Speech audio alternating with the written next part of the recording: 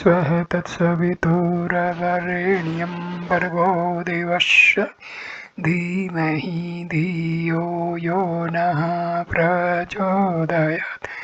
Om Shanti Shanti Shanti. Namaskar, my dear friends. This is video number 2 on Isha Upanishad. This video starts with invocation. Om. That is full. This is full. This fullness has been projected from that fullness. When this fullness merges in that fullness, all that remains is fullness. Om, peace, peace, peace. That pure consciousness or the attributeless Brahma, full, perfect, this Hiranyagarbha, the first manifestation of pure Brahma in the relative universe, characterized by a name and a form. It is the world soul, the totality of all individual souls. The word this in the text also means the manifest universe, which, like pure consciousness, is perfect, names and forms being Maya, projected. On account of Maya or the incomprehensible power of Brahma, this projection or creation is like that of a mirage in a desert, or like that of the snake which a man sees through illusion in a rope.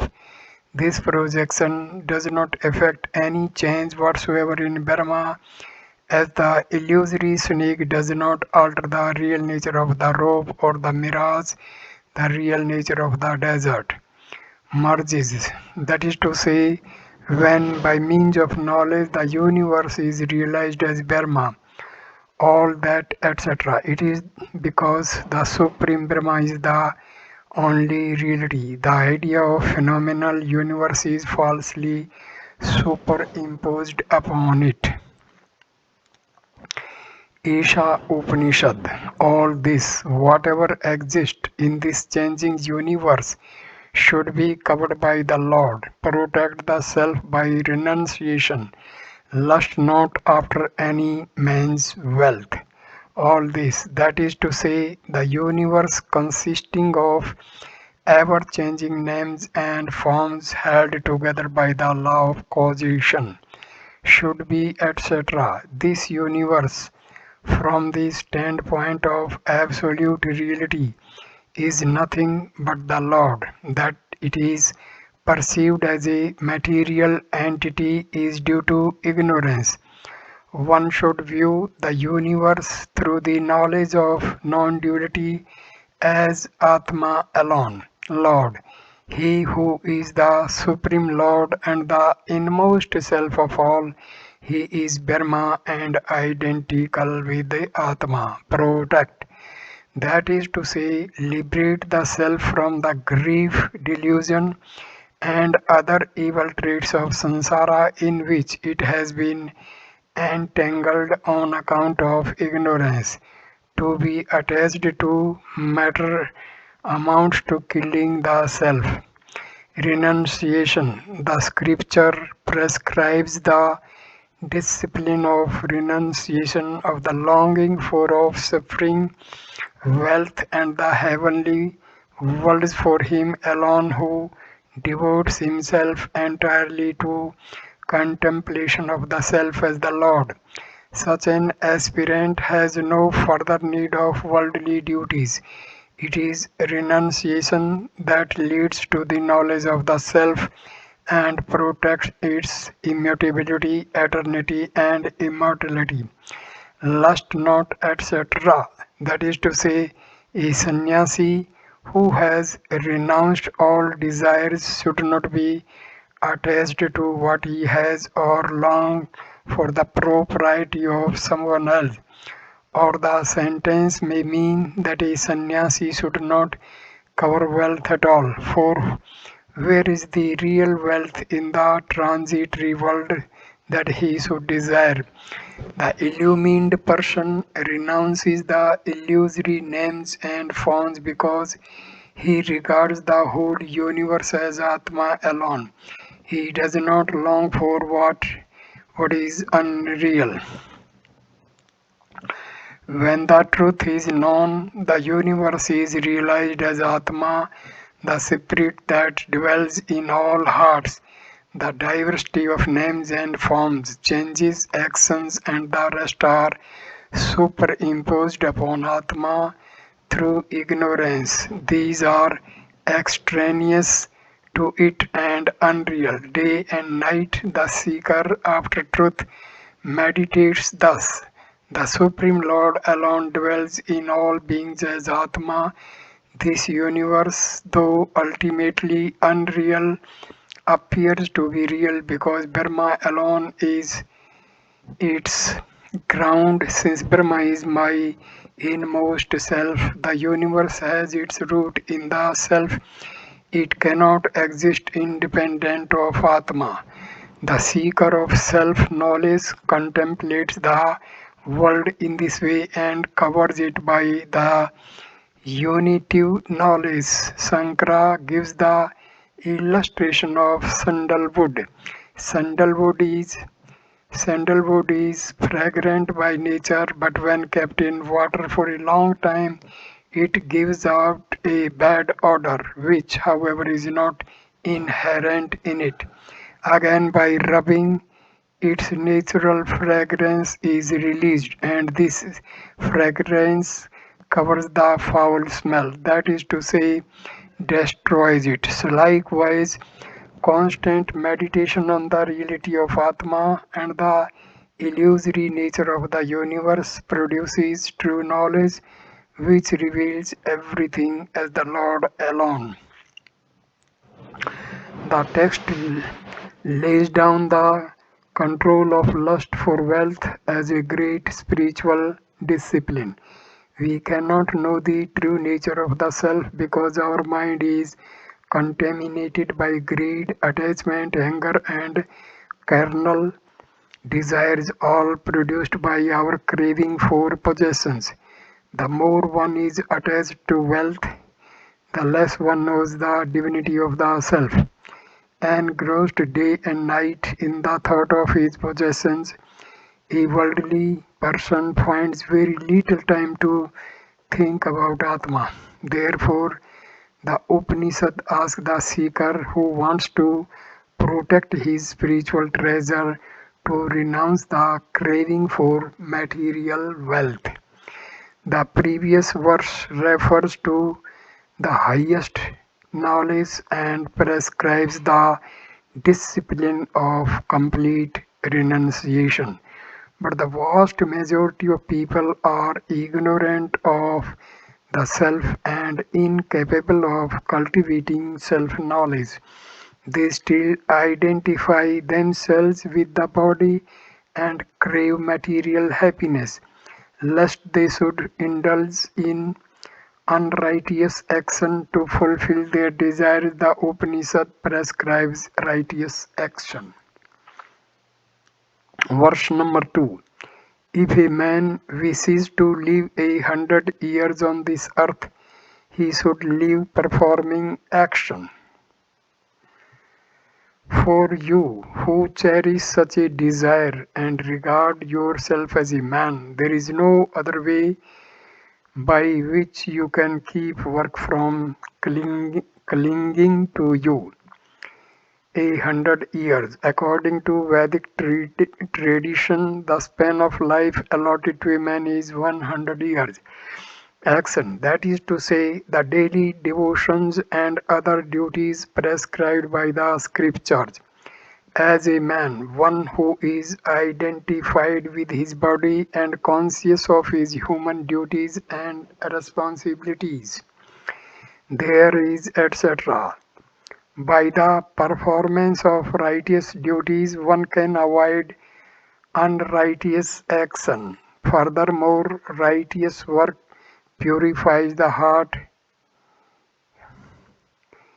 creates the desire for self-knowledge, and endows the seeker with power to practice the spiritual discipline which leads to such knowledge. Work. It means unrighteous work. A person attached to his human body and desirous of enjoying on earth his full span of life should devote himself to religious duties and other unselfish actions. If not, he will engage in evil actions. It is clear that this verse does not apply to the illumined person who is not attached to material things and is indifferent about the length of his life. According to Sankara, the discipline of self knowledge and the way of worldly enjoyment are totally incompatible. A sannyasi seeking self knowledge is different to both life and death. The life unillumined by self knowledge is condemned. Verse number 3. Verily, those words of the Asuras are enveloped in blind darkness, and thereto they all repair after death who are slayers of Atma, worlds, that is to say, the various planes which afford embodied souls opportunities to experience the results of their actions. Asuras, demons, those who delight in material enjoyments, even those who experience in heaven the rewards of their meritorious actions may be called asuras, because they too are devoid of self knowledge. The word worlds in the text refers to all relative states, or it may mean sunless, that is to say, non luminous. Blind darkness, ignorance which prevents one from acquiring the knowledge of the self, slayers, etc. Atma, the self-luminous spirit, dwells in all beings, but on account of ignorance, a man is not aware of it. Therefore, the experience of immortality, blessedness, knowledge, and peace which accompanies self-knowledge remains unknown to him. He becomes a victim of repeated births and deaths. Thus, such a person clinging to ignorance is described as a slayer of Atma. Self-knowledge, which enables one to experience immortality and blessedness, is within reach of all. It is through ignorance alone that man deprives himself of this cherished goal and as a result finds himself going through the round of birth and death in various bodies, higher or lower, according to his actions and desires. It has been said that the unillumined person, the slayer of Atma, wheels back into samsara. Contra- Contrariwise, the illumined person, through self-knowledge, attains liberation. Certainly, he is not a slayer of Atma. Now, what is the nature of this Atma? The knowledge or ignorance of which accounts for a man's emancipation or bondage. It is described in the following five verses. Verse number 4. That non-dual Atma, though never stirring, is swifter than the mind. The Devas, the senses, cannot reach it, for it moves ever in front. Though standing still, it overtakes others who are running. Because of Atma, Vayu, the world soul, apportions the activities of all. Never stirring, Atma never deviates from its true nature but always remains the same. There is no other entity besides Atma which can destroy its immutability, swifter, etc. The mind is characterized by ever-changing thoughts. The objection may be raised that the Vedic seer has contradicted himself by describing Atma as both motionless and swifter than the mind. But there is no such contradiction, as the two epithets are used for two different points of view. Atma, when free from upadhis, that is to say, in its true nature, is certainly motionless and actionless, but movement is attributed to Atma on account of its association through ignorance with such upadhis as the mind and the senses. It is well known that the mind, though encased in a body, can travel in the twinkling of an eye and by its mere will to such a distant place as the farthest heaven. But behold, what does the mind find on reaching its destination? It finds the self or Atma already there. The drift of the text is that before one is conscious of any object, one must be conscious of oneself. Self knowledge must be admitted before the knowledge of any object. Further, the mind is a material thing. It cannot know an object without the light of Atma, because Atma is all pervading and infinite. It is said to be swifter than the mind. Devas, gods here refers to the senses. The root Deva means to enlighten or reveal. The senses, such as the eyes and the ears, reveal objects the gods, who are luminous beings, cannot reach, etc. The senses are farther away from Atma than the mind. They are grosser and denser than the mind.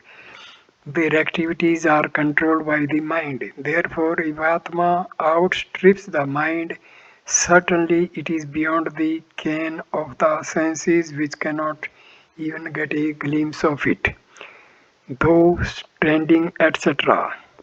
Atma is all pervading spirit, devoid of the characteristics of samsara from its own standpoint, that is to say, when free from all limiting conditions, it is not subject to modification, but a deluded person, through ignorance, superimposes upadhis upon it and thus speaks of Atma as diverse and enclosed in different bodies. Then it seems that Atma travels faster than the mind and the senses, but in reality, Atma is actionless and motionless. Because Atma is eternal consciousness without which no action is ever possible.